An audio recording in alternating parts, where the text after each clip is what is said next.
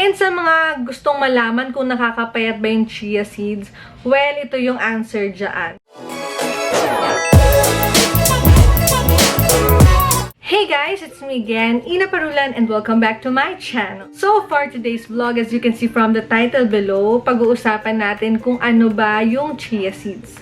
And kung ano ba yung mga benefits, and kung ano yung mga pwede nating recipes para sa chia seeds. So first guys, ano nga ba at saan nga ba galing ang chia seeds? Chia seeds are the edible seeds of Salvia hispanica, a flowering plant in the mint family native to Central America. Well, ako unang-una nakita ko yung chia seeds. Nagtaka ako kung ano nakalagay dun sa tumbler nung kasama ko sa work. And tinanong ko kung ano yon kasi parang ang weird ng itsura. Para siyang, alam mo yung, para siyang jelly type na parang bilog-bilog na ang weird. So, syempre nagtanong ang lola mo. Kaya out of curiosity lang. And yun na, nalaman ko ang chia seeds. And after nun, research ko na kung ano-ano ba yung mga benefits na meron yun. So guys, if you're interested or gusto nyong malaman kung ano yung mga benefits or mga recipes na po pwede sa chia seeds, just keep on watching. So guys, here are some of the benefits na makuha natin sa chia seeds. Number 1, 64% more potassium than a banana. 6 times more calcium than milk. So, para sa akin, very beneficial ito dahil hindi ako pwede uminom ng basta-basta milk unless lactose-free yun. So, kailangan ko ng calcium sa aking katawan. So, next, 100% more omega-3 fatty acids than salmon. So, medyo expensive ng konti ang salmon and kailangan natin ng omega-3 para sa heart natin because it's good for the heart. 6 times more iron than spinach. Sa mga hindi mahilig maggulay-gulay na kailangan naman ng katawan natin ng iron, perfect ang chia seeds para sa iron. Double the antioxidants found in blueberries. Alam naman natin, syempre mahal din ang blueberries. And dito sa Pilipinas, hindi siya masyadong, hindi masyadong uso kasi alam mo yun, pag bibili ka, meron, pero medyo mahal sa mga SNR. And sa mga constipated, perfect din ang chia seeds. Bakit? Kasi 41% of your daily fiber, pwede mo na siyang makuha sa chia seeds. Siyempre, kailangan din natin kumain pa rin ng mga fruits na high in fiber. 32% of your daily magnesium, more niacin than corn, rice, and soy. So, yan. Actually, alam ko hindi lang yan yung mga benefits or yung mga nutrients na makukuha natin sa chia seeds. Pero partida, diba? Sobrang konti pa lang nung na-mention ko. Pero alam ko, mas marami pa tayong makukuhang benefits or nutrients sa chia seeds. So, ipapakita ko sa inyo yung ginagamit ko or kinakain kong chia seeds. Ito, galing to sa mama ko. Ayan, ito from Trader Joe's. Syempre, tipid-tipid lang. Padala pa rin. Hindi pa rin ako bumibili ng sarili ko. Ayan. So, thank you sa aking Mom Shibel. At binibigyan niya ako support ang mother dear. Diba? Pero alam ko marami na nabibilhan ng chia seeds. Meron sa, Shopee. Meron sa mga, mga healthy options, mga ganun. Pero ako kasi, mas preferred ko bumili ng, siguro, kung ako yung bibili mismo sa store. Sa inyo, okay lang naman. Kung medyo panatag naman kayo bumili ng chia seeds sa online, well, go ahead. Pero ako, medyo hindi. Para mas gusto ko kasi nakikita ko talaga kung ano yung marireceive ko, diba? Siyempre, kakainin mo yan eh. Mahirap na kapag medyo hindi ka sure kung saan siya galing. And guys, based sa aking research, diba? Talaga nag-research ako because I want this vlog to be helpful para sa mga nanonood na gusto mag-try ng chia seeds, kung gusto nyo inumin, gusto nyo kainin, or ano ba nga yung mga benefits na makukuha natin dito. I've learned na mas maganda kung nga i-consume natin chia seeds ay yung ground chia seeds. Well, ito, hindi na ako nakapag-request ng ground chia seeds kasi unang-una hindi ko alam kung saan makakabili and ayoko nang pahirapan yung aking nanay sa paghahanap. Well, kung kaya nyo siyang durugin or i-grind, much better. Pero kung hindi, okay lang din. So guys, tapos na tayo sa mga benefits na pwede natin makuha sa chia seeds. And now, let's proceed sa mga recipes na pwede natin gawin. Kasi diba, hindi naman natin to pwedeng ganunin ng kutsa tapos kainin mo. Hindi naman ganon. So, unang-una, ang pwede natin gawin sa chia seeds, pwede natin siyang ilagay sa water. Alam natin, sobrang init. Kailangan natin magbaon palagi ng tubig. And kung hindi mo kaya, kasi ito guys, ito pala, nakalimutan ko sabihin.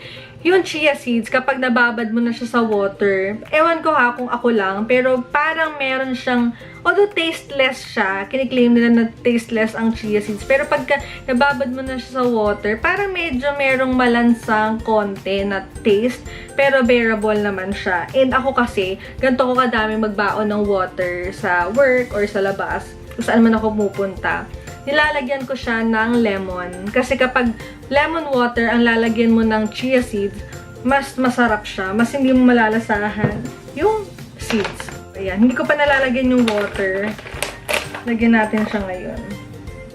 And kung question nyo kung gaano karami, kung sa water nyo ilalagay, siguro enough na yung 1 to 2 teaspoon ng chia seeds. Tapos, ayan, lagay lang natin siya. And make sure na i-shake nyo siya. Kasi kung magsistay lang siya sa taas, medyo tumitigas siya. Ayan. So, ngayon, medyo nakakadiri talaga yung itsura niya sa umpisa. Well, hanggang sa huli naman nakakadiri yung itsura niya. Pero, ayan, kung talagang gusto mo maging healthy, push mo to. Ayan. Pwede mo siya inumin right after mo ilagay or gusto mo pababarin mo muna ng konti. Yun nga lang, medyo nagpo-form siya ng mga parang jelly-like substance. So, yung mga tao na gusto mag-try nito, pero meron silang dysphagia or difficulty in swallowing, hindi ko siya i-recommend. Or kung ayaw nyo ng water or lemon water, pwede nyo siyang ilagay sa coconut water. At kung marami ka namang time and marami kang available na fruit sa bahay, pwede mo na siyang gawing smoothie. Ito guys, nagawa ko na siya. I'll try kung pwede ko siyang ipakita dito kung paano ko siya ginawa. Ito, meron siyang banana and papaya. Tapos nilagay ko na rin yung chia seeds sa loob bago ko siya i-blend. Ayan. Sarap. Tapos ilagay mo lang siya sa ref or sa freezer ng saglit para malamig. And ito guys, medyo weird lang siya ng very, very light. Pero carry lang. Ito, chia pudding. Actually, kung makikita nyo, hindi pa siya masyado nagpo-form na medyo may pagka-gelatin na texture. Ayan o. Ang ginamit ko, yung chia seeds ilagay ko sa mug. Tapos ilagyan ko siya ng almond milk. Tapos ito, hindi mo siya muna iinumin or kakainin. Hayaan mo muna siyang mag-set. Magiging jelly-ish texture. Basta ganon. Ayan o, hindi pa o. Medyo liquidish pa siya. Medyo liquid pa yung kanyang texture. So, mamaya ko na siya kakainin.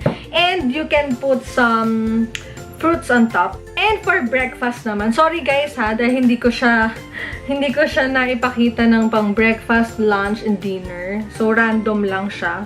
Ito guys, I have here oatmeal. Ayan yung oatmeal ko, nilagyan ko rin siya ng almond milk. Pero hindi ko pa siya nalalagyan ng chia seeds. Pakita ko lang sa inyo. Ayan, kamayin ko na ha, kasi baka bumuhos. Ayan. Lagyan natin ng chia seeds. Ito naman guys, sa oatmeal, pwede nyo siyang ilagay while cooking. And ako, mas gusto ko kung after ko na siyang lutuin, saka ako ilalagay. Tapos, pwede ba siyang baunin sa work? Lagyan mo siya sa kotse.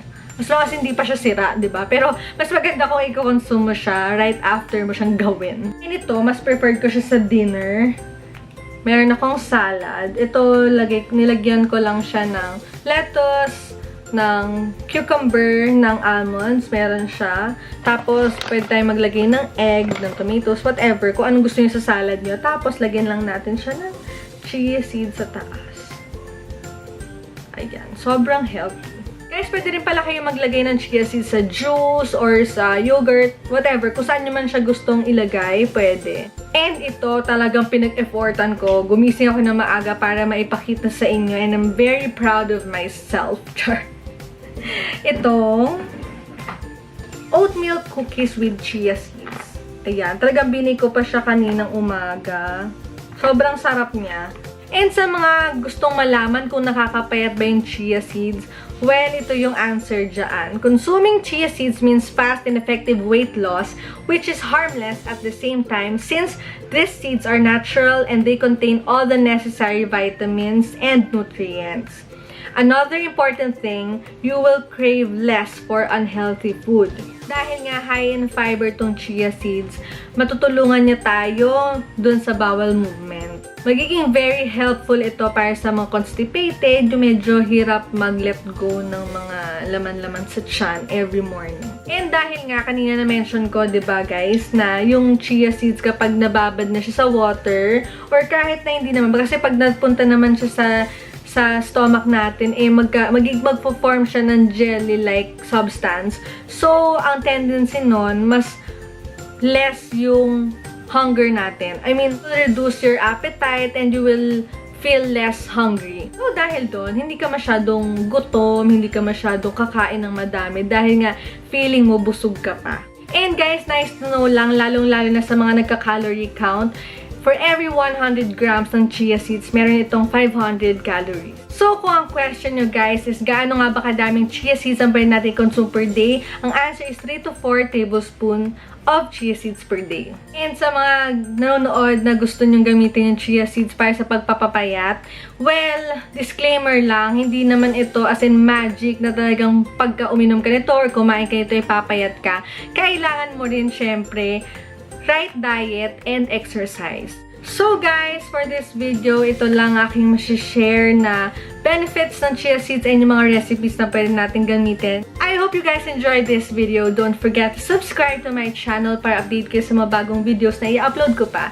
Thank you for watching! Bye!